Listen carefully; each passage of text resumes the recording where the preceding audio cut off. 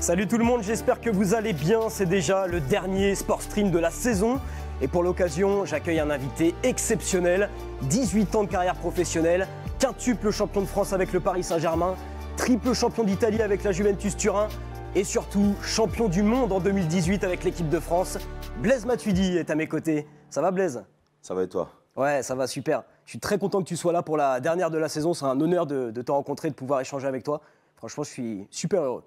Écoute, c'est un plaisir aussi d'être là.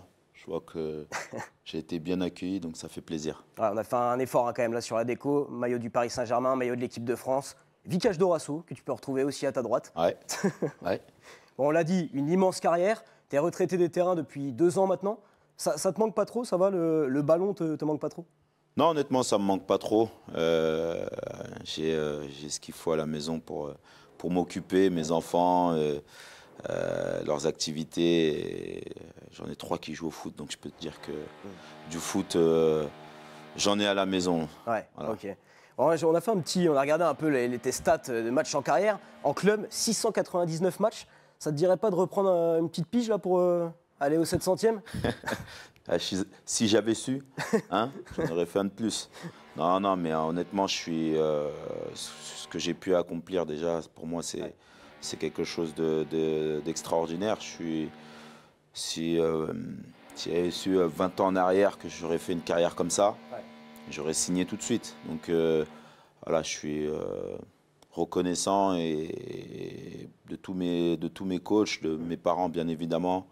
De ma famille, ma femme, mes enfants qui m'ont suivi aussi durant ma carrière. Et voilà, aujourd'hui, c'est un Blaise épanoui. Ouais. Et justement, alors on va en parler en détail de ta reconversion plus que réussie. Mais est-ce que quand même, quand tu as arrêté le foot, est-ce que tu as eu cette petite phase compliquée, ce qu'on appelle plus communément la petite mort du sportif? Est-ce que ça, tu l'as ressenti, tu l'as connu? Non, honnêtement, non, pas du tout. Alors bien évidemment, ça fait toujours un petit pincement au cœur quand on arrête. Mais après, ça y est, le lendemain, c'était reparti. Et j'avais mon objectif en tête. C'est ce que j'avais préparé depuis un moment. Donc ça a été, honnêtement, pour moi, ça a été assez facile. Ok. Donc maintenant, ta vie, elle se passe à Miami, c'est ça? Elle se passe à Miami. Alors après, je voyage pas mal. Je me suis lancé dans le monde de l'entrepreneuriat, donc c'est pas mal de boulot aussi. Et puis je garde aussi cette passion pour le sport, bien évidemment. Et après, comme je l'ai dit, mes enfants, voilà, j'ai 4 enfants, donc ça me prend aussi pas mal de temps et on est bien occupés. Miami, c'est mieux que Troyes et Saint-Étienne ou... on peut comparer? Oui, c'est une autre vie. C'est une autre vie, on va dire. Voilà, c'est l'Amérique, tout est en grand, on va dire. Et, ça t'a toujours attiré, les États-Unis? C'est quelque chose qui, très tôt dans ta carrière, tu as su que tu aimerais un jour vivre aux États-Unis pour l'ambiance, la culture? Ouais, en fait, moi, à chaque fois l'été, on partait en Amérique. Donc, entre Miami et LA à chaque fois avec ma femme. Et honnêtement, on a toujours été amoureux des États-Unis. Et voilà, quand l'occasion s'est présentée, on a signé tout de suite, quoi. Bon, reconversion plus que réussie, on l'a dit, tu viens de lancer ta start-up, Plays. Est-ce que tu peux nous expliquer un peu en détail ce que tu proposes à travers cette plateforme? Ouais, mais écoute, déjà, ça vient d'une idée assez folle, on va dire. C'est que je voyageais, moi, sur Paris et j'étais avec mon fils. Et bon, il a l'habitude d'avoir ses entraînements en club. Et là, il n'y avait pas d'entraînement, du coup, parce que son club, il est aux États-Unis. Et du coup, je cherchais un coach, tu vois, qui puisse lui faire quelques entraînements. Et parce qu'il ne veut pas être entraîné par son père, tu vois, ça c'est chose rare. T'as essayé? T'as tenté quand même? Tu lui as dit? J'ai tenté, j'ai essayé, mais il ne veut pas écouter son papa, tu vois. Donc, je cherchais le coach et m'en a présenté un. Il était à 50 minutes de là où j'étais. Donc, c'était compliqué, tu vois. J'ai fait 1 fois, 2 fois, 3 fois. Puis après, je me suis rendu compte que finalement, c'était mieux d'en avoir un proche de chez soi, quoi. C'est plus pratique. Et un coach, bien évidemment, de qualité. Hein. Et là, je me suis dit, bah, tiens, ça serait bien de rassembler à la fois les coachs, le lieu qui soit agréable pour le joueur Ouais. et le coach pour effectuer sa séance. Et puis une plateforme quoi, qui relierait tout ça. Et donc voilà, Play, c'est des séances par petits groupes avec une méthodologie assez particulière parce qu'on a quand même des gens qui sont assez expérimentés, des ambassadeurs aussi qui Ouais. ont fait de belles carrières. Donc on apporte aussi notre savoir-faire et puis un coach bien évidemment diplômé de qualité.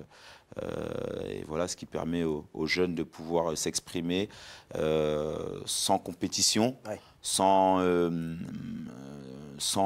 besoin de résultats, on va dire, collectifs. Donc C'est vraiment là, prendre c'est du vraiment plaisir. Hein. C'est ce que prendre du plaisir Ouais. avant tout, mais dans le progrès, bien évidemment dans la perception aussi de soi-même.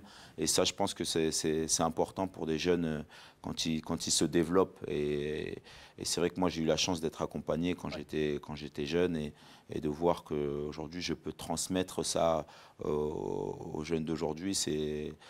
Pour moi, c'est ce qui m'importe et on essaye de faire du mieux possible, en tout cas pour eux, quoi. Donc c'est vraiment réservé à tous les enfants, peu importe le niveau, peu importe la classe sociale, peu importe l'âge, tout le monde peut se retrouver dans Plays. Tout le monde peut se retrouver dans Play. Et c'est pour ça que ça s'appelle Play, c'est plaisir. Voilà, il n'y a pas de... qu'on ait 10, 11, 12 ans ou 13 ans, j'ai envie de te dire, il faut prendre du plaisir, quoi. Le foot, c'est un jeu. Et t'imagines si là, on te met déjà une pression à 10, 11 ans, alors que la pression, tu vas la voir à 16 ans, 17 ans, quand tu vas être en centre de formation et que là, du coup, il va falloir te battre pour rester en centre de formation. Non, à 10 ans, à 11 ans, voilà, faut s'amuser. Et, moi, j'ai eu pour habitude de m'amuser quand je joue au foot. C'est vrai que de nos jours, c'est plus difficile.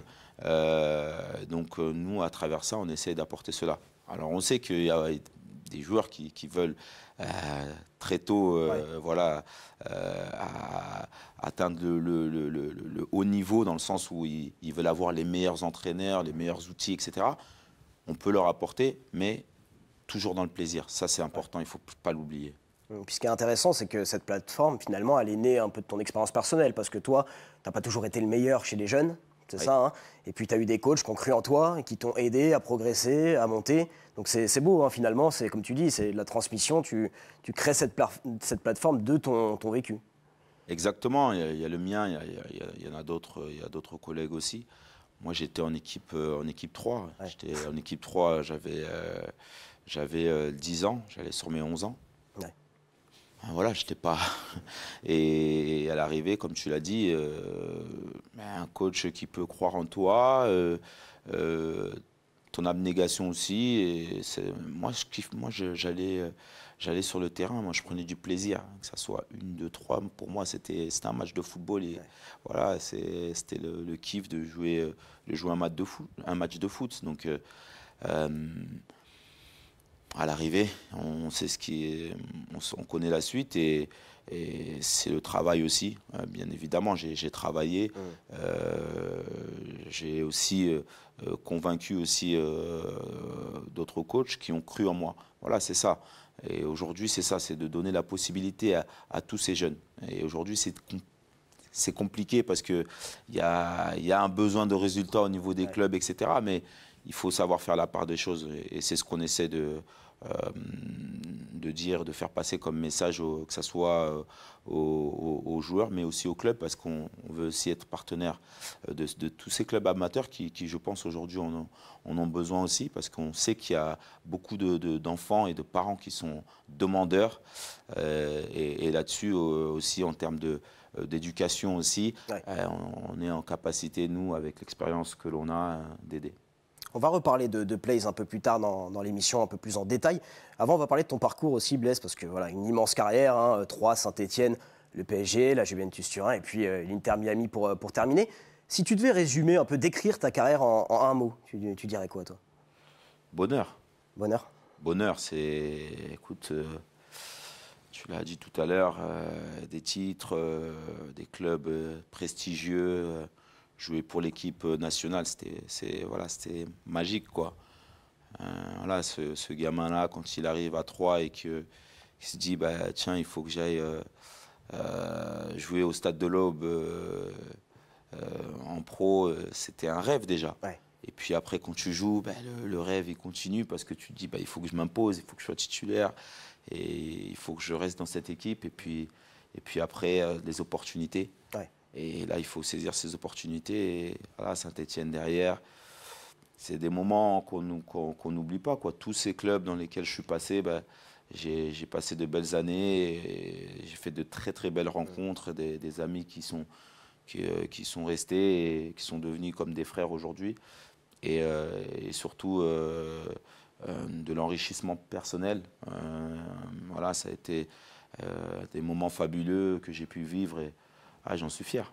Tu parles justement de belles rencontres que tu as pu faire tout au long de ta carrière. Si tu devais en retenir une, quelle serait la rencontre pour toi la plus exceptionnelle que tu aies pu faire dans ta carrière? Celle qui t'a le plus marqué? C'est pas facile hein, comme question. Non, c'est pas facile parce que j'ai fait tellement de belles rencontres. Ouais. Mais écoute, si je peux en retenir... si je peux en retenir une, je peux penser celle à 3 avec Bafé Gomis. Ouais. Ça a été comme un grand frère pour moi. Il était déjà, lui, avec les pros. Moi, je m'entraînais, mais j'allais jouer souvent en réserve. Ouais. Et là, il m'a pris sous son aile et il m'a aidé justement à franchir le pas. Beaucoup de conseils, les choses à faire, à ne pas faire. Et puis après, derrière, on a vécu des années exceptionnelles aussi à Saint-Étienne, sur et en dehors du terrain. Et on a toujours gardé voilà, cette relation qui était forte entre nous.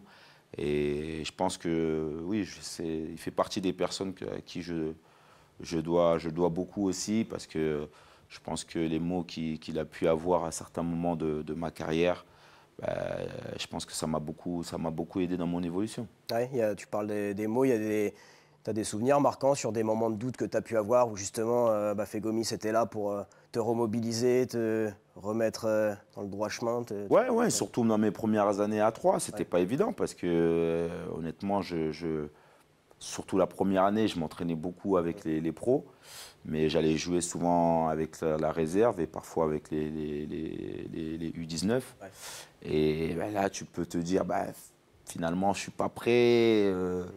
Voilà, le coach, voilà, il compte pas sur moi. Parce qu'une fois que tu as goûté voilà, les entraînements et tout, tu es ambitieux, quoi, tu as envie de jouer. Et en fait, tu avais un coach qui me couvait en quelque sorte. On était en Ligue 2. Donc le coach me couvait et il me disait, prends le temps, etc. Et moi, quand tu rentres chez toi, tu te dis, mince, tu peux vriller. Ouais. Et là, il était là justement pour que je garde les pieds sur terre et que je prenne mon temps et que je reste focus et que mon moment allait arriver. Et il a eu raison. Si je te dis, Blaise, que tu es un joueur qui a exploité le maximum de ses capacités, le maximum de son potentiel, est-ce que tu es d'accord avec ça ou pas? Je dirais, écoute, je dirais que oui, sur beaucoup de points. Ouais. Après, on peut toujours se dire qu'on aurait pu faire mieux sur certains choix, certaines situations. Mais oui, non, ouais. Honnêtement, encore une fois, si je dois revenir en arrière, j'aurais signé tout de suite en pensant à la carrière que j'ai pu faire. Honnêtement, je suis un homme plus que comblé. C'est beau de pouvoir se dire ça parce que dans le sport de haut niveau, c'est rare. Je trouve des athlètes qui réussissent, qui peuvent se dire à la fin de leur carrière, se retourner et se dire j'ai très peu de regrets au final. J'ai vraiment atteint le max que je pouvais faire, le max où je pouvais aller. C'est rare, c'est beau. Ouais, mais il faut savoir être aussi honnête envers soi-même. J'ai toujours été honnête envers envers moi-même, pardon. Ça a été ma force. Je pense l'une de mes plus grandes forces, c'est que je connaissais mes qualités de footballeur, je connaissais aussi mes défauts. Ouais. Et j'allais pas plus loin, quoi. Dans le sens où, bien évidemment, il fallait améliorer mes défauts, et ça, je travaillais au quotidien pour, mais pour moi, c'était, allez, j'essaye de progresser dans ce que je sais moins bien faire. Ouais. Et ce que je sais faire de mieux, ben, je dois continuer à le faire tout simplement et pas m'inventer une vie. Bon, le foot, les affaires, la musique aussi, je sais que tu adores la musique. Je Ouais. t'ai demandé de choisir une musique pour cette émission. On va se l'écouter et puis tu vas m'expliquer pourquoi tu as fait ce choix. Un classique. Nino, La vie qu'on mène.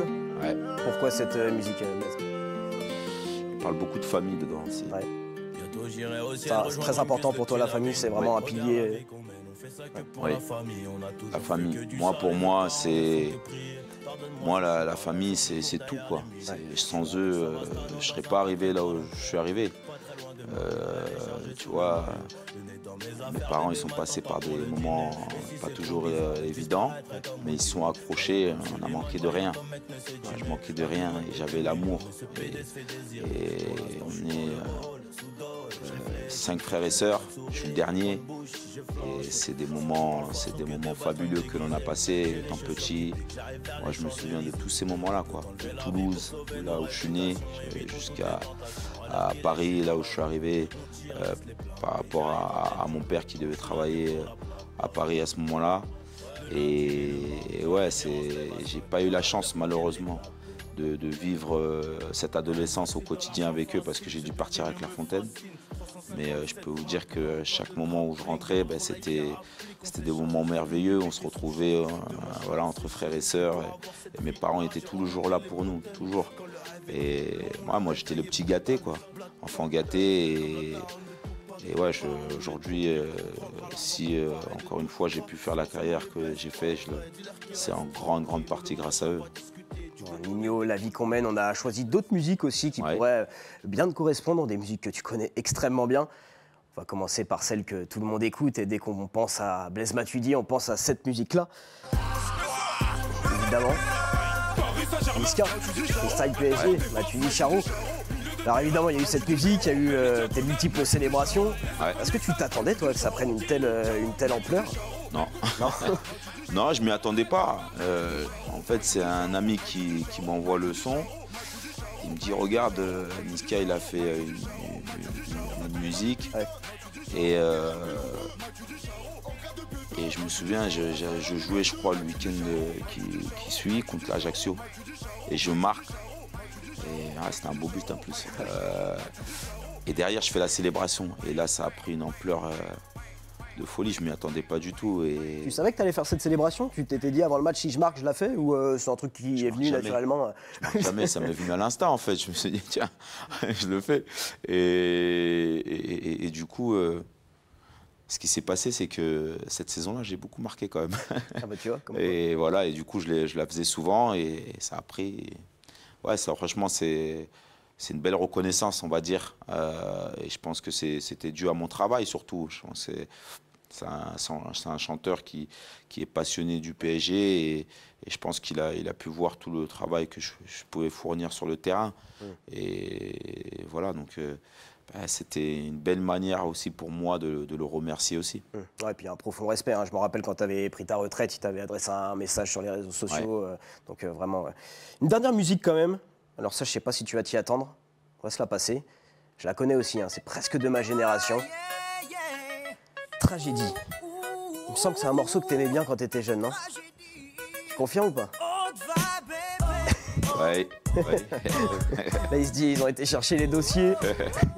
Ouais, on l'écoutait souvent à Clairefontaine notamment, à Troyes aussi un petit peu. Voilà, c'était des sons qui ont fait notre enfance. Hein. Voilà. C'est vrai que c'est une musique, ça traverse les générations, je trouve. Tragédie, c'est... Ah, c'est clair, tu vois.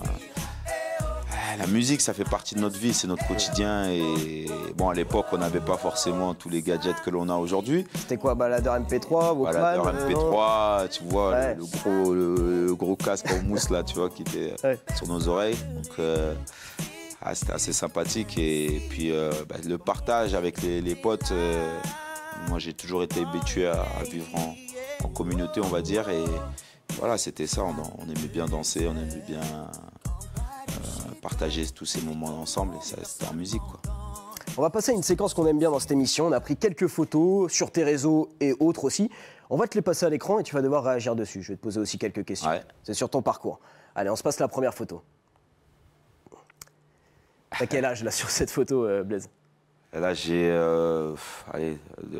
presque 3 ans, je crois. Presque 3 ans. Et qu'est-ce que tu lui dirais là ce Blaise Matuidi là qui a 3 ans, qui ne pratique pas encore le foot Je dirais, comporte-toi bien, sois respectueux des gens qui t'entourent et crois en tes rêves. Magnifique. Allez, on peut enchaîner avec la prochaine photo. Un peu plus tard déjà, on a fait un petit bond dans le temps. Première sélection en équipe de France, est-ce que tu t'en rappelles? Ouais, je me rappelle de ce moment où Jean-Luc Gasset me dit d'aller m'échauffer. Ouais.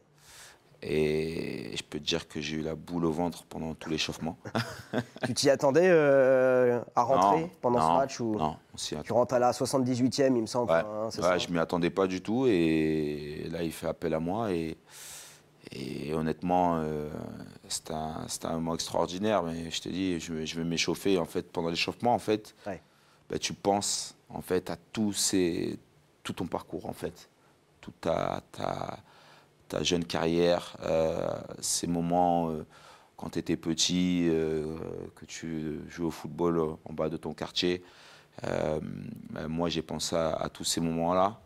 Et ça va très vite. Hein. Ah, tu m'étonnes, oui. Ça va très vite. Et puis après, quand tu rentres sur le terrain, tu dois tout oublier et tu dois te lancer. Tu dois montrer que le coach a bien fait de te faire confiance. C'est ce que j'ai essayé de faire. Et tu y arrives justement quand c'est comme ça, parce que je me dis, tu dois avoir énormément d'émotions qui arrivent d'un coup. Quand tu rentres sur le terrain, tout disparaît ou ça reste quand même encore vraiment ancré en toi? Tout dépend du premier ballon que tu touches. Tu vois. Le premier ballon, il te met en confiance. Il faut sécuriser avant tout. C'est ce que j'ai essayé de faire, sécurité. Et puis après, derrière, tu te lâches petit à petit, quoi. Je me souviens, mes 2-3 premiers ballons, d'ailleurs, ça a été quand même des ballons assez dangereux pour nous. Donc, je pense que je les avais bien négociés. Et le coach était plutôt satisfait de mon entrée. Ouais. Je m'étais toujours dit, quand tu rentres sur le terrain, même si c'est 1 minute, la minute où tu rentres, voilà, le ballon que tu touches, il faut qu'il soit précieux. Voilà, il faut que tu fasses ce que tu as à faire et puis derrière, il n'y a pas de souci. Et surtout qu'en plus, là, maintenant, on a l'habitude de l'équipe de France qui brille. Cette époque-là, c'était un contexte un peu compliqué. On était après la Coupe du Monde. Donc, tu le ressentais, ça aussi ou c'était peut-être moins serein que, tu vois, des jeunes qui font leur première sélection maintenant dans une équipe de France qui performe? Ouais, mais après, le groupe vivait quand même bien. Ouais. On avait quand même un bon petit groupe. On savait qu'on était dans un contexte difficile. Mais ça reste l'équipe de France. Je veux dire, tu joues quand même pour le maillot bleu. Moi, un petit jeune comme moi, c'est que du bonheur, quoi. Ouais. C'est que du plaisir. Je suis comme un ange, là. C'est magnifique, quoi. Et on ne pense pas forcément à ce qui se passe autour. On vit ce moment-là du mieux que l'on peut et on veut être performant pour aider l'équipe et surtout pour rester le plus longtemps possible, quoi. Tu te rappelles de qui sort à ta place? C'est pas Florent Malouda, non? J'ai plus le souvenir de qui sort, mais je crois que c'était un choix parce qu'on gagnait, donc c'était un choix plus défensif. Ouais. Donc à mon avis, je crois que c'est Flo qui sort et que je le remplace sur le côté gauche. Magnifique, t'as encore des bons souvenirs. Tiens, je fais un peu le lien avec la séquence qu'on a faite avant, avec la musique. Tu te rappelles, il y a un bizutage forcément, hein, quand tu arrives en équipe de France et première sélection, tu montes sur la table, t'as chanté quoi? Corneille.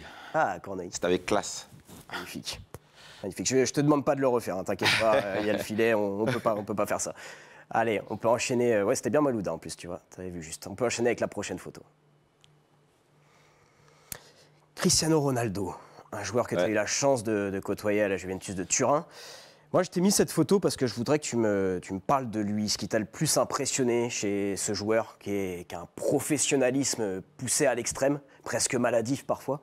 Est-ce que tu peux me décrire un peu ça, justement? C'est honnêtement ce qui m'a le plus impressionné. Alors, écoute, le goût du travail, on le savait et honnêtement... On était quand même en Italie, donc Ouais. en Italie, je peux vous dire que même les Italiens, ça travaille fort. Ouais.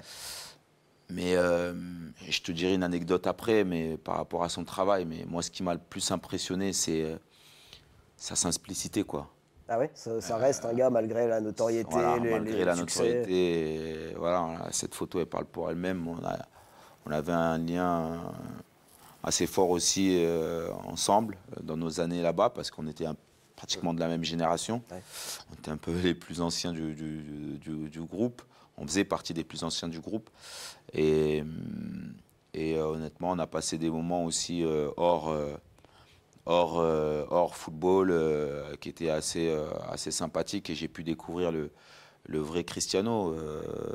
Voilà, et je pense que ça démontre voilà, le joueur qu'il est. C'est aussi un grand homme. Et je pense que quand on a un grand champion, derrière, il y a souvent enfin, c'est pas par hasard, quoi, tout simplement. Et après, dans le travail, oui, c'est un travailleur acharné. J'ai un exemple dans le bus, quand on revient d'un match en Italie. Ouais. Nous, on avait l'habitude de revenir donc au centre d'entraînement. Et là, il était derrière avec Mehdi Benassia. Ouais. Et il lui dit, écoute, Mehdi, il était 3 heures du matin. Hein. Il lui dit, écoute, Mehdi, on sait qu'il y a la séance demain, mais moi, là, j'ai envie de faire une petite séance là, de muscule. Viens, on reste au camp et tout. Mais Mehdi lui dit, mais t'es fou, quoi. Il est 3 heures du matin, qu'est-ce que tu fais? Ah, moi c'est moi, j'y vais pas, il est malade, lui. Et lui, il est resté, quoi. Il a fait sa séance, ouais. Ah ouais, c'est dingue. Hein. C'est vraiment poussé à l'extrême. Mais après, je suppose que quand tu côtoies ce joueur-là, ça te pousse aussi à adopter une exigence énorme. Bah, en fait, tu te dis, ouais, tu te dis quoi? Mec, quintuple Ballon d'Or, il a gagné je sais pas combien de trophées, il a mis je sais pas combien de buts et il est encore là à travailler dur. Donc ouais, toi-même, tu arrives, et surtout pour les jeunes, je crois que c'est le meilleur des exemples. Honnêtement, ça a été un plaisir de partager ces moments-là avec lui. Tu sortais de l'entraînement et voilà, il faisait tous les soins nécessaires pour être performant. Il mangeait sain. Ouais. Et ben, tu t'assois à côté de lui, tu regardes son assiette et tu regardes la tienne et tu te dis bon. Okay. Voilà. Donc tu vois, une fois, 2 fois, et la troisième, tu commences à changer aussi, toi aussi. Donc je pense que ça aussi, ça a été et c'est pour ça qu'il est encore là à 39 ans, je crois qu'il a. C'est juste exceptionnel. Encore à l'Euro, il a encore secret. Marqué. Non, c'est clair. Il n'y a pas de secret. Bon, Zlatan est un peu dans la même. Vous avez joué avec Zlatan aussi. On va enchaîner. On va passer directement à. Parce que je sais que voilà, t'aimes le foot, t'aimes le style aussi. Ça fait un peu partie d'ailleurs. Hein, souvent, les footeux, le style, c'est quand même important. Nous, on a l'habitude dans cette émission d'avoir plein de sportifs qui voilà, pratiquent plein de disciplines différentes. Et souvent, quand il y a l'arrivée des joueurs à Clairefontaine, on leur met les photos et on les fait noter les joueurs, tu vois. Moi, je me suis amusé à reprendre des photos de toi à l'époque quand tu arrivais à Clairefontaine. Et avec un peu de recul, j'aimerais que tu te notes, que tu t'auto-notes. Allez, c'est parti.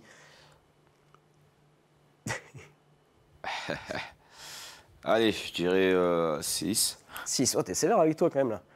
6, ok. Ouais, parce que c'est peut-être la couleur, coloris, ça j'aurais peut-être pu faire mieux à ce niveau-là. C'est vrai que c'est plus neutre aujourd'hui, c'est plus... Allez, la prochaine, on en a 3.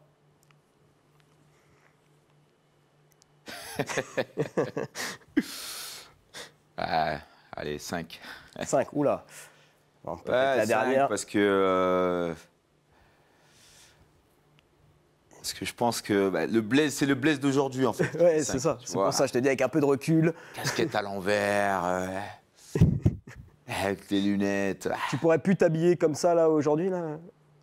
Pas en grand public, comme ça. Ok. Allez, la dernière. C'est pas mal. Ouais, c'est pas mal, ça brille. Là, c'est pareil, tu vois. Je mets 6. Mais tu vois, aujourd'hui, pareil, en grand public, ça serait difficile pour moi de m'habiller comme ça. Mais ça a été... j'étais jeune aussi, hein, j'étais dans l'air du temps. Et je pense que c'est compréhensible aujourd'hui quand on voit les tenues des jeunes qui défilent au château. Voilà, c'est devenu une petite mode aussi. Et tout le monde se prête au jeu, donc c'est sympa. Bon, en tout cas, il n'y a pas de note hyper haute, il n'y a pas de note très basse, ça reste dans la moyenne. Ouais. Une petite photo, on va aller très vite sur celle-ci, mais je voudrais quand même t'en parler parce que c'est un jeu indémodable. Je pense que même les joueurs de l'équipe actuelle y jouent encore. C'est Mario Kart. Là, on te voit avec Mario Kart. Ouais. Est-ce que tu peux me dire en équipe de France qui était le meilleur et qui était le moins bon à Mario Kart?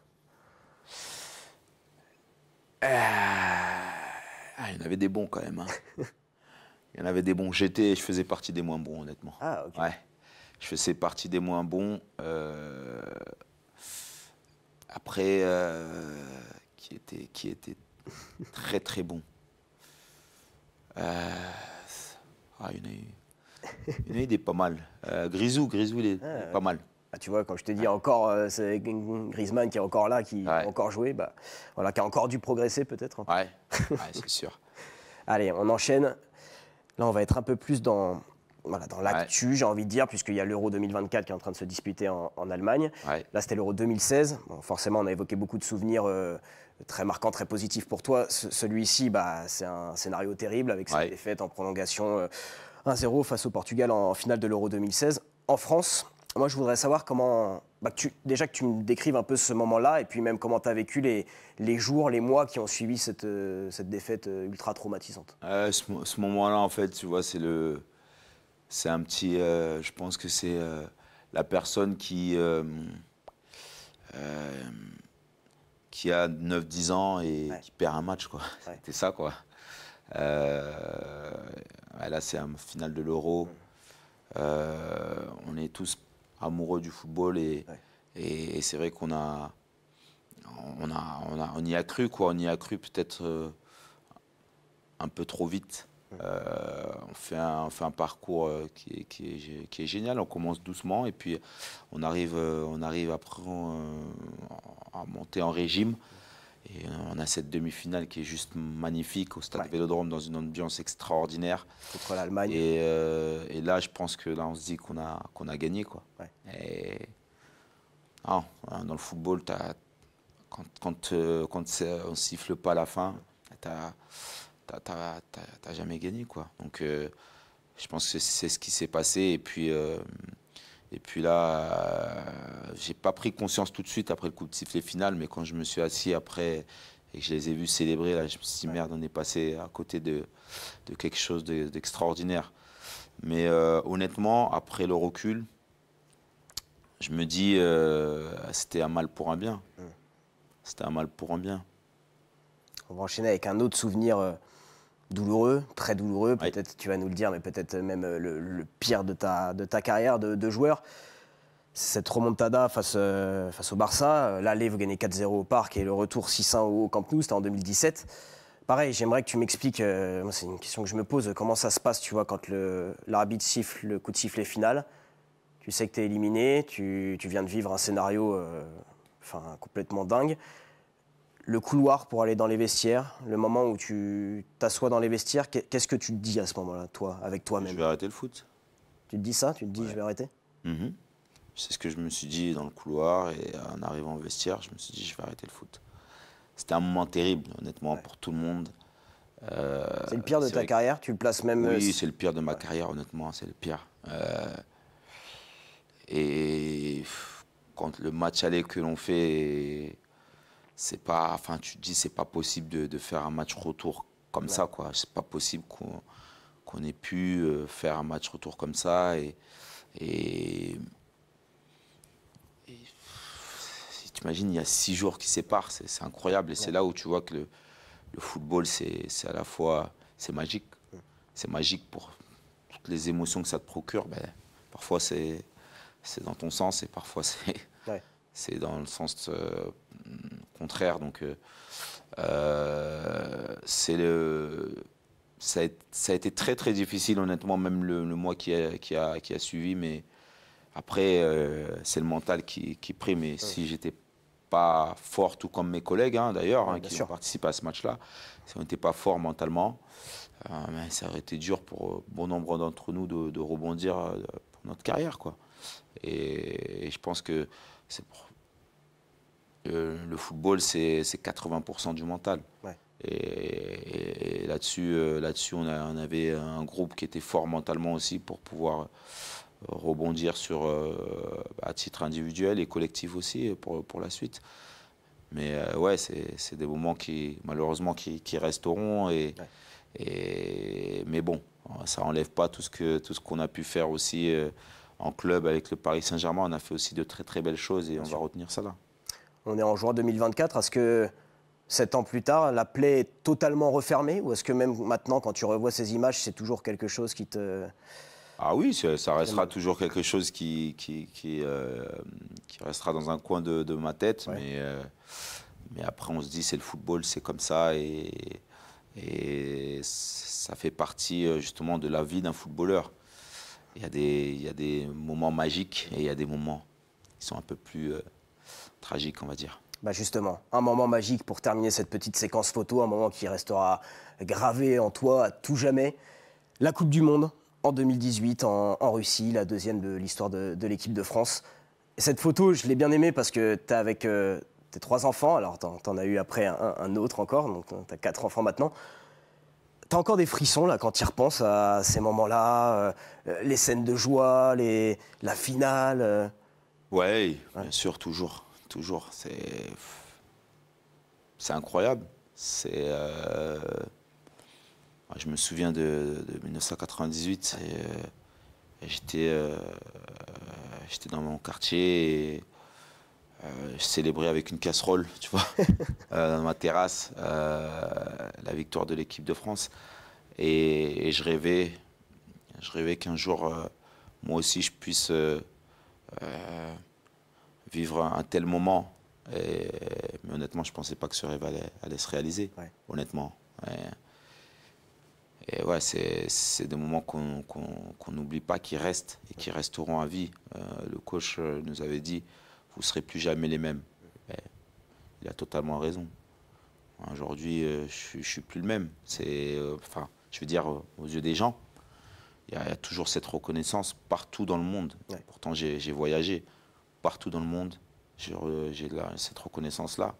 Et ça, c'est l'équipe de France qui m'a donné cela. Et j'en serai éternellement reconnaissant parce que ça a été une joie collective, une consécration collective, une consécration de tout un peuple, d'un pays qui attendait ça. Et puis de pouvoir le fêter avec nos familles, nos amis, nos proches, et surtout les fans aussi qui nous ont soutenus. Et on connaît le parcours de l'équipe de France. Tu as parlé tout à l'heure de ces années-là où c'était difficile pour l'équipe de France. Et nous, on a suivi ce parcours-là de 2014, 2016, et puis voilà, pour arriver au Graal. Et voilà, on repense à tout ça et on se dit waouh. C'était beau, quoi. Et aujourd'hui, on récolte aussi les fruits, même après toutes ces années passées. Et voilà, il y a une semaine, j'ai eu la chance d'avoir David Trezeguet à mes côtés, Ronaldo, El Phénoméno. C'est des joueurs que moi, je rêvais. Et de se dire, au final, on est entre guillemets au même niveau aujourd'hui. Et c'est beau, quoi. Et puis on l'a vu à travers les images qui sont passées, hein, c'était vraiment un groupe uni, soudé. Et puis quand on gagne une Coupe du Monde comme ça vous marque tous à vie. Vous avez une histoire ensemble. Est-ce que justement, une question que je me posais, vous communiquez encore vachement ensemble, tout le groupe là de 2018? Vous avez genre un groupe WhatsApp où vous continuez à communiquer tous ensemble? Oui, on communique. Ouais. Après, bien évidemment, chacun a ses activités respectives en club. Et en dehors aussi, mais bien évidemment qu'on communique ensemble. On a créé une association aussi ensemble, un peu comme 98, et on est très heureux parce que maintenant on est aussi dans un souci aussi de transmission pour les générations qui arrivent et qui se comportent aussi très très bien. Donc voilà, ce lien-là, il est fort, il faut le garder. On a vu sur l'image tes 3 enfants qui donc, ont vécu cette Coupe du Monde aussi, cette finale avec toi, qui ont pu même toucher le trophée. Ils font du foot? T'as combien d'enfants sur les 4? Oui, j'ai 4 enfants et il y en a 3 qui font du foot. La dernière, elle est encore trop petite et j'espère qu'elle n'en fera pas. Ah ouais, t'as pas envie que... Ah mais écoute, on en vit tous les jours là, c'est bien, mais on veut voir aussi autre chose aussi de temps en temps. Non, mais c'est un plaisir. C'est un plaisir pour eux. C'est une fierté aussi pour eux, je pense. Je pense plus que mes filles, à la base, quand elles ont commencé, c'était plus pour faire plaisir à leur papa. Et puis après, elles se sont pris de passion. Et puis mon fils, il a ça depuis tout petit. Voilà, on jouait déjà dans l'appartement ensemble quand il avait 2 ans, 3 ans. Sa maman qui criait, qui n'était pas contente parce qu'on cassait tout. Donc voilà, il a ça, mais il faut qu'il prenne du plaisir, qu'il s'amuse. Et moi, quand je revois ces images, je sais qu'il n'était pas conscient et qu'il a oublié, par exemple. Moi, la première, elle n'a pas oublié. Elle est passionnée, elle attend le match de ce soir avec impatience. Il t'en reparle souvent ? Est-ce qu'il t'en reparle de cette Coupe du Monde, de ce moment un peu suspendu dans le temps que vous avez eu la chance de vivre en famille, finalement ? On en reparle, mais rarement, honnêtement, parce que je pense qu'ils étaient encore, pour les deux, Eden et Naël, là, qui sont... ils étaient trop petits. Mais Liane, la plus grande, oui, je pense que c'est la plus passionnée. Mais c'est parce qu'elle a vécu ces moments-là qu'elle est autant passionnée. Elle a vu ce que le football procurait émotionnellement. Voilà, aujourd'hui, c'est une grande fan de l'équipe de France, de football aussi. Et je suis content de partager ces choses-là avec elle aussi. On va faire un petit jeu. Évidemment, tu es un amoureux du foot, hein, tu m'as dit, tu suis toujours énormément. Donc on va te faire un 11 de légende. Je vais aller te chercher le petit paperboard. Mais un 11 de légende un peu particulier, puisque tu vas devoir y inscrire seulement des joueurs avec qui tu as joué en club. Et il faut qu'il y ait au moins un joueur de chaque équipe dans laquelle tu as joué. Donc je rappelle, 3, Saint-Etienne, le Paris Saint-Germain, la Juventus et l'Inter Miami. Hop, le voici. Je te laisse prendre un petit stylo. Ok. Et puis tu peux nous faire ton petit 11 de légende. Je te laisse le commenter en même temps. Tu décris les joueurs et tu nous expliques très rapidement pourquoi tu fais ce choix-là. Là, Okay. je vais te replonger dans tes années. Oui. Alors, il commence par le gardien. Le gardien.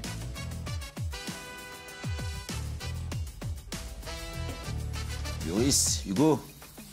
Alors Hugo, c'est voilà, c'est un frère. On a bien évidemment la qualité de gardien exceptionnelle. On en parle tout le temps et ça a été un gardien formidable. Mais c'est un grand homme et content d'avoir partagé toutes ces années-là avec lui. Ça a été un grand leader. Voilà. Ok, magnifique. Je ne vais pas durer aussi longtemps pour tout le monde, mais... T'inquiète pas. Donc Hugo Lloris dans les buts. Ah. Que tu dois d'ailleurs encore, tu dois parler un peu avec lui, vu qu'il est allé aux États-Unis maintenant. Ouais.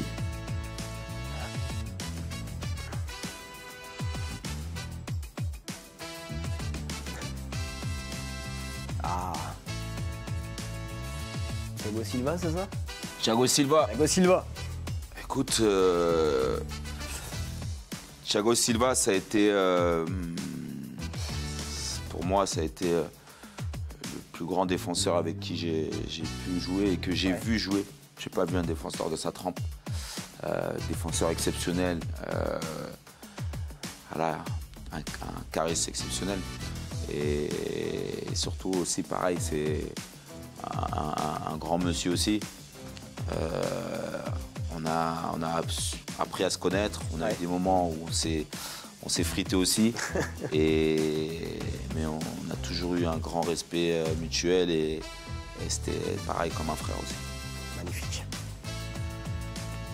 Je vais mettre un Troyen. Allez. Donc 3 pour toi, c'est 2004-2007, hein, c'est bien ça. Donc là, on remonte quand même à il y a 18 ans, quoi. Ouais. Kouassi. Je l'appelle Tonton Kouassi. C'est... En fait, il a... Dès le premier jour, ma première arrivée à l'entraînement, il m'a pris à côté de lui et c'est lui qui me donnait avec Bafé les directives aussi de comment m'acclimater, comment voir les choses. Et sur le terrain, c'est voilà, c'est un leader. C'est un leader. Après, il a fait la carrière qu'il devait faire, mais voilà, grand monsieur pour moi. Et vous partagez le même prénom en plus. Eh Blaise, voilà. Oui. Ça va, pour l'instant tu bloques pas trop. Ouais. C'est plutôt Allez, je fluide. mets un joueur de... Ah oui. Ah oui, comment l'oublier. Dabo. Mohamedou Dabo. Saint-Etienne. Écoute, dans ces grandes années, franchement, pour moi, c'était le meilleur latéral de France. Dans ces grandes années, et je me souviens de cette première année, il a juste été exceptionnel à Saint-Etienne quand on décroche ce titre, enfin cette place en Europa. Et ouais, il a joué un rôle majeur. D'ailleurs, il a connu l'équipe de France aussi. Ouais. On a quelques sélections. Et surtout, c'était un frère aussi. Voilà, on a partagé beaucoup de moments. On avait notre petit groupe. On s'entendait beaucoup en dehors. Et voilà, on a gardé un lien. Magnifique. Énorme. On va complexifier un peu, tiens. Tu vas continuer à compléter. Ouais. Et tu vas essayer d'à chaque fois dire un mot ou deux sur chaque joueur que tu complètes. Ok? C'est un peu plus dur. Hein. Ok. Ça force à devoir décrire Max. Maxwell, oui, évidemment. Pas de gauche de légende. Pas de gauche de légende, ok. Ça va, t'es fort, hein, t'y arrives. Hein. Même en complexifiant, même en te demandant juste un mot, ça vient direct. Hein. Donc je me mets pas dedans, c'est ça? Ah ben après, tu peux, hein, c'est ton 11 de... Je me mets pas dedans.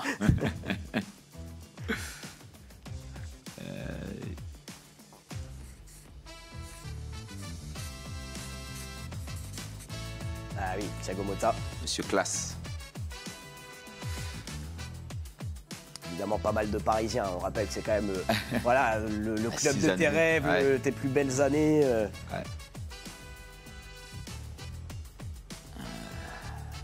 Là, il te manque juste un joueur de l'Inter Miami si on veut faire tous les clubs. Je crois. Ouais. Et la Juve aussi. La Juve, t'as pas encore mis. Ah, je suis obligé de... Oui, bah bien sûr. Il y aura évidemment, sans doute que certains CR7 va sûrement être dans ce 11. Eh oui, Marco Verratti. T'as dit que je me mets pas dedans. Donc je vais mettre... T'es encore en contact avec Marco Verratti? Je suis en contact avec Marco, oui, bien évidemment. Alors Marco, je peux mettre Jenny. Génie. Voilà. Génie incompris parfois? Génie, pour moi. Et Pjanic, monsieur propre. Ouais. Ça fait un beau milieu là quand même. Ouais, c'est pas mal, ouais. Là,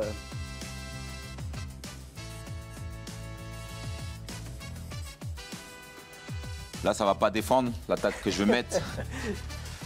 Gomis, le lion.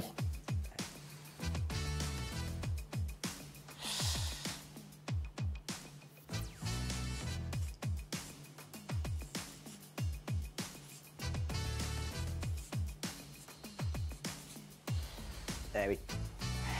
Il Pépita. Higuain, forcément. Et oui, t'as joué avec lui à l'Inter Miami. Voilà, c'est le goleador.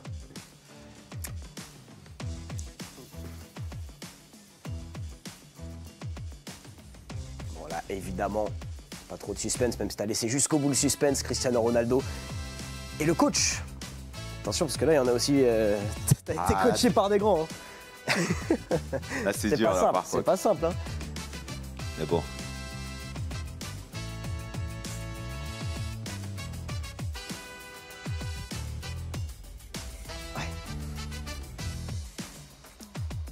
Forcément.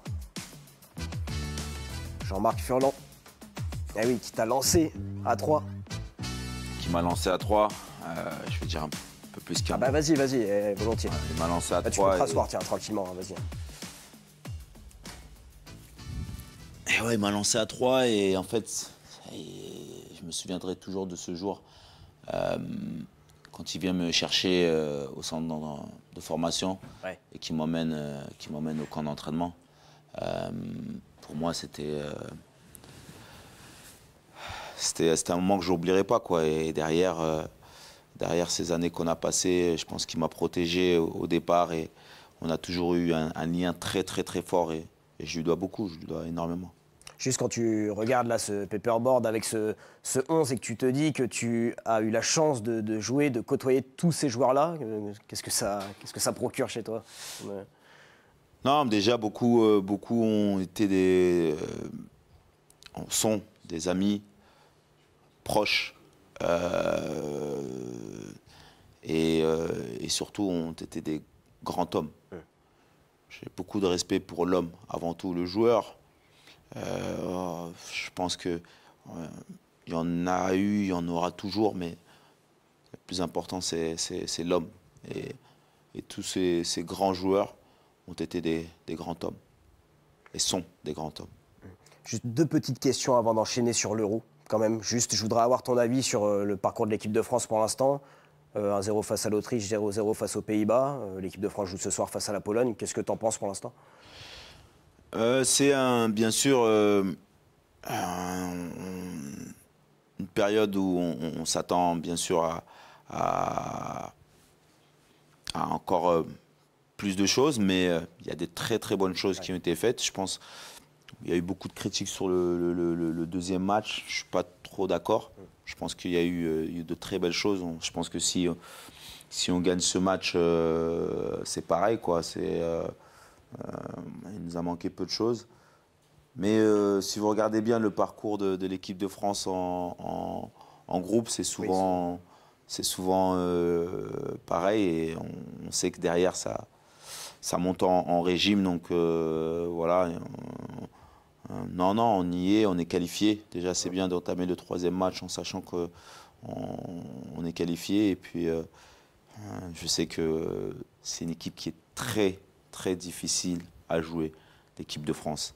Honnêtement, il y a du talent partout, à tous les niveaux, et l'équipe est organisée de manière fantastique. C'est impressionnant, en fait, de voir comme ça à la télé. Moi, j'avais pour habitude d'être sur le terrain, mais là, de voir comment ils s'organisent, etc., tu te dis, waouh, ouais, en effet, c'est très fort, quoi. Et voilà, je pense qu'il faudra compter sur l'équipe de France et on va tous, bien évidemment, espérer aller le plus loin possible. Mais bien évidemment qu'il faudra prendre les matchs un par un. Et le coach est très, très bon pour ça. Un prono juste pour ce soir face à la Pologne, hein, tu nous fais un petit prono avec les buteurs?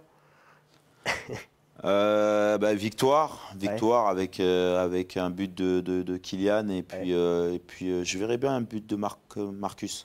Ok, Marcus Thuram. Ça lui ferait, je pense que ça lui ferait un bien fou. Et puis je vais être ambitieux et je vais dire qu'Olive va nous en planter un aussi. 3-0 du coup, le prono de Blaise Matuidi. Si tu as le bon prono, on ressortira. Si tu n'as pas le bon, on enlèvera. Bon, vous en avez l'habitude toute cette saison dans Sport Stream, on vous fait découvrir des disciplines insolites. Eh bien, on va finir en beauté pour cette dernière avec du freestyle football. C'est parti, c'est le C'est barré.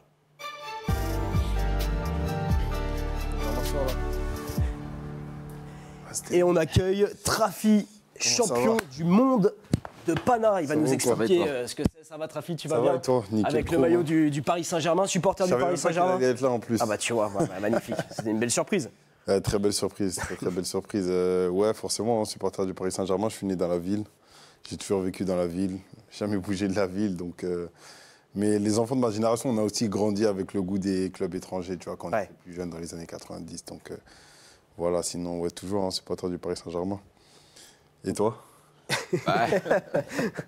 Inter Miami. Quand j'ai vu le maillot, j'ai souri. Ça veut tout dire. C'est pas le nouveau encore, mais bon. C'est pas le bon, il est à la maison. Tout vécu, on est de la maison. C'est normal. Tous ces moments de jeunesse en fait qu'on a partagés dans cette magnifique ville et voilà, je parle souvent aussi des quartiers parce que je viens aussi des quartiers et pour moi c'est une reconnaissance aussi de se dire que c'est aussi grâce à ces moments-là j'ai pu aussi faire la carrière que j'ai fait. Parce que, tu vois, quand tu vas finir l'école et que tu vas jouer en bas avec tes copains et que c'est des moments où tu kiffes, quoi. Tu kiffes et moi, j'ai progressé dans ces moments-là. Il n'y a pas de meilleur moment, en fait. Non, le football de rue, en vrai. Hein. Voilà. Ça aide beaucoup. Hein. Bah justement, c'est comme ça que tu as commencé, toi. Maintenant, tu es une référence dans le milieu du street soccer. Comment t'en es venu à pratiquer C'est une longue histoire. Moi, j'ai commencé avec la Team S3. Hein. Ouais. La Team S3, on se connaît déjà avec Blaise depuis... on est en activité depuis des années. Vous devez sûrement connaître Céane Garnier, vous savez, avec ses bien sûr. Tu nous expliques rapidement quand même le concept de la Team S3 pour qui la Team S3, c'est un collectif. Ouais. C'est un groupe de personnes qui pratiquent le freestyle football et aussi le freestyle basketball. Ouais. Parce que voilà, on est mélangés. Et moi, j'ai commencé, j'avais à peu près 16 ans, 17 ans, j'en ai 29 aujourd'hui. J'ai commencé en allant dans des événements organisés par la Team S3. Ils m'ont repéré, ils m'ont pris dans leur groupe, ils m'ont pris sous leur aile, entre guillemets. Ouais. J'ai avancé avec eux et après, ça a été énormément d'entraînement, vraiment. Mais quand la passion, elle prend le dessus, on va dire, on compte plus les heures. C'était, franchement, je pouvais sortir de chez moi pendant les vacances, il est midi, je rentre chez moi, il est 21h. Ah ouais, c'est pas exactement ce que je faisais, mais alors que j'étais en train de m'entraîner comme un bourrin avec mon ballon tout seul. C'est très solitaire comme discipline. Mais j'avais quand même la chance d'avoir un groupe d'amis, plus ou moins de mon âge, avec qui j'ai commencé. Et du coup, on se retrouvait et on s'entraînait énormément. Et notre but, c'était, en tant que jeunes et en tant que Français, de devenir les meilleurs du monde. Ouais. Et on l'est tous devenus au fur et à mesure. Parce que c'est une discipline individuelle. Du coup, dans des compétitions, on peut se retrouver les uns contre les autres. Mais voilà, au final, moi, j'ai fini champion du monde de street football à Prague en 2019. Mes mentors, genre Céane, lui, c'était en 2008 je crois que c'était au Brésil. Donc voilà, il y a Mélodie aussi dans notre groupe. C'est une fille, elle est genre 5 fois championne du monde. Donc voilà, c'est un collectif de champions, entre guillemets, qui représente le freestyle ball français. Donc champion du monde de Pana, hein, c'est ça, de Petit Pont en fait. Pana, c'est le street football en gros. Ouais, d'accord. C'est très, t'as connu, tu vois, l'ambiance très Joga Bonito, Brésil, 1 contre 1. Le but, c'est d'éliminer l'adversaire, de marquer derrière. Et si vous arrivez à lui mettre un petit pont, bah là, vous avez automatiquement gagné, même si vous êtes en train de perdre genre 5 ou 6-0. C'est comme le KO en boxe, en fait. Okay. C'est l'équivalent. Donc, ouais, voilà. Tu nous donnes des petits tips là, pour réussir à mettre des petits ponts faciles. Donne-nous des techniques. Tips numéro 1, je vous dis la vérité, pour mettre des petits ponts, en vérité, les gens pensent que c'est une question de geste technique, mais même pas. C'est pas une question de geste technique. Pour réussir vraiment à mettre un petit pont à son adversaire, c'est une question de lecture du langage corporel de l'adversaire. C'est tout, c'est qu'une question de timing. À quel moment va-t-il se jeter ? À quel moment va-t-il mettre le pied ? Mais il y en a qui sont du genre, moi je ne me jette pas, j'attends. Donc s'il ne se jette pas, c'est à vous d'aller dans une direction pour créer l'ouverture. C'est genre, je vais faire fin d'aller là, mais en fait je vais rentrer. Et là, j'arrive à lui mettre le petit pont. Et c'est que ça, en fait. C'est un peu comme une partie d'échecs, on va dire. C'est qu'est-ce qu'il va faire, comment il défend, est-ce qu'il est droitier, est-ce qu'il est gaucher, est-ce qu'il défend de face, de profil. Et en fonction de toutes ces informations que vous prenez très rapidement, en vrai, de manière même inconsciente limite, vous arrivez à savoir exactement comment lui mettre. Et aujourd'hui, moi, je pratique plus trop, en vrai. J'ai 29 ans, je suis entre guillemets à la retraite. Je fais beaucoup de vidéos sur Internet, pas mal d'interviews de joueurs de foot. Je bosse aussi avec pas mal de marques, on va dire. Et à chaque fois que j'ai rencontré un joueur de foot et qu'il a voulu faire des 1 contre 1 avec moi, vous pourrez les trouver sur Internet. Il se le mangeait. Ah. Et il ne comprenait pas parce que c'est un autre sport. En fait. C'est un autre sport, c'est un autre jeu. C'est comme le tennis de table et le tennis. C'est pas pareil, mais pourtant, il y a des raquettes, un filet, un ballon. Et ça a souvent été comme ça. Et à chaque fois, ils ne comprennent pas. Comment tu fais Donne-nous quelques noms là, des stars du ballon rond à qui tu as déjà mis des petits pots. Hein. Il y a eu Kamavinga, malheureusement. C'était son joueur ultra technique. En plus. Ouais. Il y a eu les Pogba aussi. Il y a eu Presco, hein, il le sait. Hein, il y a eu, T'es un ami à toi, non, Presnel un ami à Kimpembe, moi ouais. aussi. Et non, il y en a eu pas mal. Il y en a eu pas mal, franchement. Vous pourrez regarder sur la chaîne YouTube d'S3 ou sur la chaîne YouTube d'Unisport, vous allez trouver des compilations même. Neymar ou pas? Non, Neymar, t'as eu l'occasion de... Neymar, pas moi, mais c'est Anoui. Ah, voilà. Ouais, c'est Anoui. Et d'ailleurs, ça a été une vidéo qui a tellement explosé que ouais, elle est devenue vraiment virale et ça l'a aidé lui dans sa carrière aussi. Ouais. Mais ce qui est cool, c'est que les footballeurs, ils savent que c'est un autre jeu dans lequel nous, on est experts. Donc c'est plus vu comme un échange. C'est pas une humiliation. Oui, bien sûr. Une volonté de nuire, parce que nous, on base pas, entre guillemets, notre carrière là-dessus, tu vois. Mais quand ils acceptent de se prêter au jeu, bah, généralement, c'est cool, tu vois. Et puis quand tu as vu déjà tout le monde se le prendre de notre part, bah ça y est, c'est pas la honte de se le prendre, tu vois. Donc c'est le jeu, entre guillemets. Mais voilà. Hein. Blaise, des petits ponts, t'en as plus pris que mis ou l'inverse? Oui. Plus pris que mis? Oui, oui. Non, mais c'est pas cool parce que ça dépend de ton poste aussi. Ouais, exactement. Forcément, tu vois. Bah oui. Le poste que j'avais, c'est un poste où, bien évidemment, j'étais mis à contribution défensivement. Mais honnêtement, ce que j'ai retenu, ce qu'il a dit, le travail. Et ça, c'est, voilà, sans travail, on n'a rien. Et voilà, il a travaillé comme un acharné et il a obtenu la consécration, en fait, quand il est champion du monde, ben voilà, il pense que c'est la consécration de son travail, voilà, dans son domaine. Et bon, ça fait plaisir parce qu'au final, on se dit, ben, on n'a pas forcément les mêmes métiers, on n'a pas forcément le même but, entre guillemets, mais à l'arrivée, c'est la même chose. C'est la même chose. Voilà, sans travail, on n'obtient rien et c'est ce qu'on veut aussi transmettre à la nouvelle génération. Voilà, c'est de se dire que c'est bien, tu peux avoir du talent, mais si tu ne travailles pas, ça passera pas, c'est comme ça.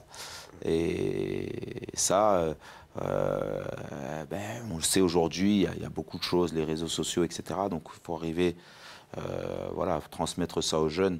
Et je pense que c'est des gens comme nous, hein, qui avons réussi dans nos domaines respectifs, de faire passer le message aussi. Ouais, faire passer le message aux jeunes. J'en profite juste avant de faire une petite démo quand même avec toi, Trafi. J'en profite pour te... Ah bah oui, attends, on a le ballon officiel de l'Euro. Bien sûr qu'on va faire une petite démo. Bien sûr. Let's go. Non, mais une petite question quand même. Je voudrais revenir avec toi, Blaise, sur Plays. Oui. Justement. Comment tu juges, toi, là, le développement pour l'instant de Plays? Tu l'as lancé très récemment. Hein. Oui. Bah, écoute, très très bien, très très bien. Je suis content parce qu'on a commencé, on était sur l'Île-de-France et puis là on s'est très vite étendu un peu partout en France et là on a déjà des demandes à l'étranger, donc voilà, c'était on voulait bien évidemment commencer en France parce que je suis français, cette envie de transmettre, ça allait de soi que ça puisse commencer en France. Et puis on se rend compte que finalement, le football, c'est la même chose partout. Voilà, c'est mondial et c'est le sport le plus pratiqué dans le monde. Et de pouvoir donner de notre savoir-faire à tous ces jeunes, si on peut le faire à travers le monde, c'est parfait. On voit qu'il y a beaucoup de pays qui cherchent à se développer.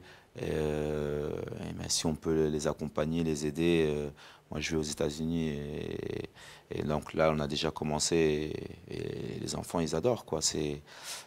Voilà, c'est une manière de penser qui est propre à nous et on est heureux parce qu'on voit que c'est pas seulement des jeunes qui se développent footballistiquement, mais je pense qu'aussi c'est aussi une éducation aussi de vie. On parle souvent, j'ai parlé tout à l'heure des réseaux sociaux, mais voilà, on est souvent dans nos gadgets, les enfants, hein, je parle, ils sont souvent dans leurs gadgets aussi.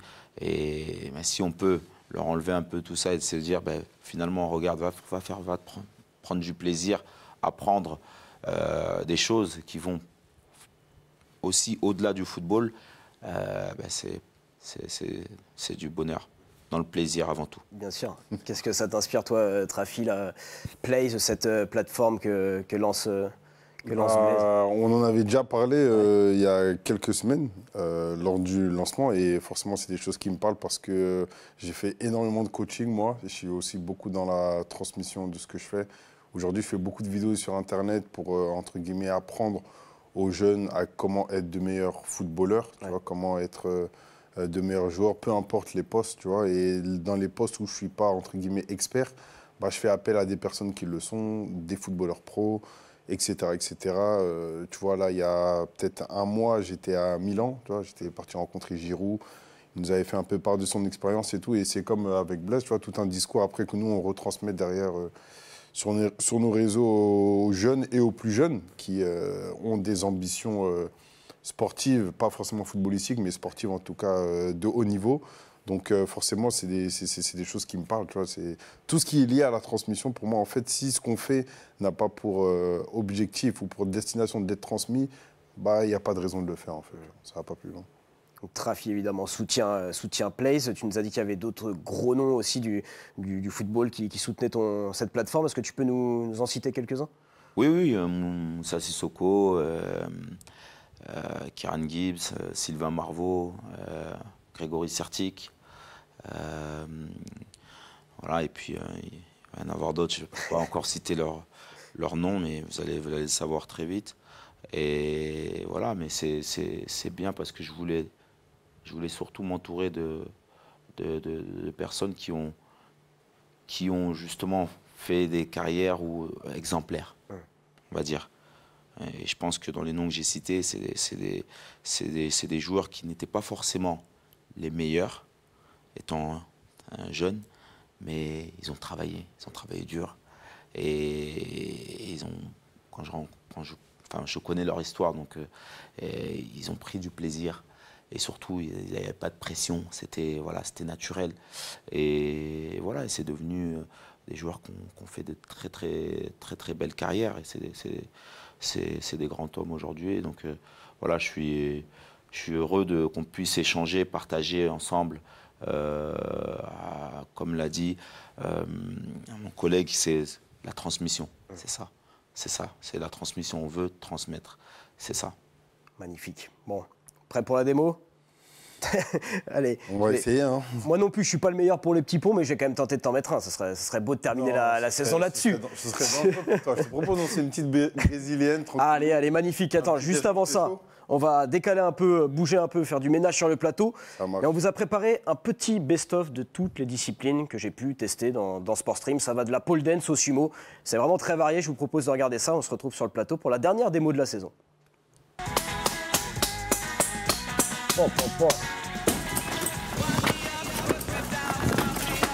Doucement, j'ai 3 essais quand même. Soyez indulgents. 2, 3, 4. Ok, d'accord. Oh, touché. Viens là, mon pote. Tu m'as invité, donc tu reçois bien tes invités. Il a mangé des frites avant, il a pris une bière et des frites. Je te soumets. C'est épique. Oh non, il a mangé. C'est condamné, monsieur. 2, 3, 4, 5, 6, 7, 8, 9, 10. 1, 2, 3, 4, 5, 6, 7. Bonne hypercute.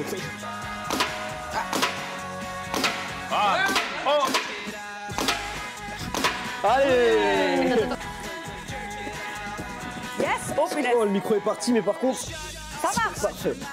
Ouais, t'es bien. Bon. Tu veux essayer? Oh, attends, il a réussi ça. Attends, très fort. Il est doué. T'arrives à jongler de base? On s'échappe. Il me demande est-ce que tu arrives à jongler quand même. Attends, il me sous-estime. Non mais si, alors je sais jongler, par contre je sais pas jouer, tu vois. Jongler, je sais faire à peu près. Attends, là j'ai pas les bonnes chaussures, là je viens d'en racheter. On dit quoi? Il sait jongler ou? Non mais attends, regarde. Ah ouais, c'est pas... J'ai les deux pieds. Hein. Ah, c'est bien. Regarde, là, hop. Ah, il est bon. Ouais, Alors. ça va. On a un peu peur pour le matos, Ouais. mais ça va. Mais genre, vas-y, celui-là, on se dit, on se fait une petite brésilienne. Ouais, là je suis moins à l'aise peut-être, mais... Ah là, ça doit être maîtrisé, normalement, ça bouge pas. Alors. Hop. Ah ouais, d'accord. Hop, il l'a fait tomber, mais voilà. Aïe, il a plus glissant. Ok, bon, ça va. Et regarde. Sinon, attends, juste à mon. Ah bah oui. Vas-y, envoie-la moi. Non, mince, là j'ai loupé. Ok, je t'ai pas envoyé assez. Attends, regarde. Attention les lumières. Attention. Aïe, aïe, aïe, aïe. Le plateau, il explose. C'est la dernière de la saison, c'est pas grave. C'est pas grave. Moi, là, on fait le Vas-y. petit jeu ou pas? T'es chaud? Allez, vas-y. Petit pont. Le premier qui le met à l'autre, il a gagné. Bon, vas-y. Ça marche? C'est pas grave, tu peux détruire le plateau, c'est la dernière. Olé. Petit espace. Un peu plus de conviction.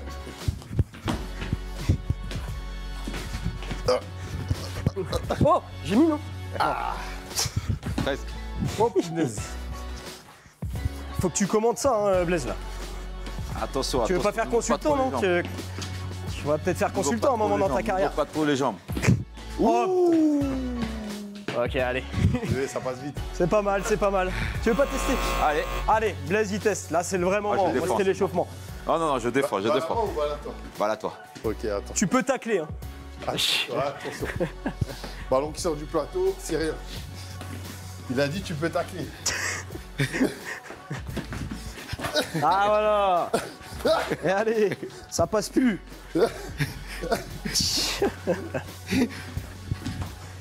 Et en jean et en costume, hein, quand même. Hein. Je précise. Mais il envoie les... Oh là là là là. t'envoies Là, les- c'est un mur infranchissable. Il envoie les deux pieds, c'est dur. C'était quoi déjà dans VG Dream? Oh, il a arrêté. Là, c'est quoi? C'est Oh là là là, il est pas passé. C'était limite. Oh, Ah, c'est le- le sauvetage extrême. C'est Magnifique. Bon, t'en auras au moins mis un, Trafi. Tu pourras. T'as dit quoi? Ouais. T'en auras au moins mis un. Au moins. Non, on va. Blaise, il a bien défendu. Attends, je la remets. Attends, tiens, juste avant de terminer, tu veux pas nous parce que là, voilà, c'était des petits ponts. Tu peux nous faire quelques tricks aussi avec le ballon, là, Leurs juste pour. petits skills. Ouais, juste pour, tu vois, pour que les gens se rendent compte un peu du. Désolé, les gars, je suis à la retraite, hein, ok? T'inquiète. Ça, c'est un de mes gestes. Voilà. Ah, Bravo. Magnifique. C'est beau. Bravo. On a cassé un peu du décor, mais c'est pas grave, c'est là. Ça va C'est la dernière, c'est la dernière. Bon les gars, merci beaucoup. Blaise, c'était un plaisir d'avoir pu échanger avec toi vraiment pour la dernière de la saison. Je te remercierai jamais assez de t'être déplacé, voilà, d'avoir parlé de ton parcours, de Place, de l'Euro. C'était vraiment un régal. Merci, merci à vous. Et puis Trafi, je te souhaite une bonne continuation dans tous tes projets et je te remercie d'avoir été sur le plateau et de m'avoir mis un Merci, petit pont. Ça, je te pour remercie moi, mais Merci pour l'invitation, ça m'a fait plaisir. merci beaucoup les gars. Je remercie aussi toute l'équipe en régie, Julien Perronnet à l'édition, François Caudal à la réalisation, Lucie Pillou au son, Gwendoline Oleshko à la vision, Isabelle au maquillage et puis tous ceux qui participent à ce projet, Nathan, Rose, Antoine, Vincent, Romain, Cédric, on peut en citer beaucoup. Vraiment, je vous remercie toutes et tous et je vous donne rendez-vous la saison prochaine pour continuer cette émission Sport Stream. On se retrouve en septembre. Salut.